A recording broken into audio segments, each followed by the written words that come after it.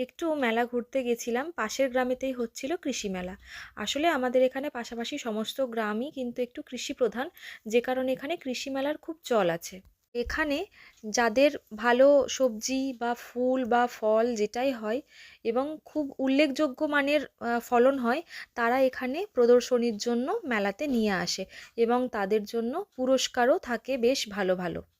অন্যান্য সব মেলার মতনই এই মেলাটাও, এখানে প্রচুর মানুষের সমাগম হয়, বিভিন্ন রকমের দোকানদানি সব কিছু থাকে, খাওয়া দাওয়া।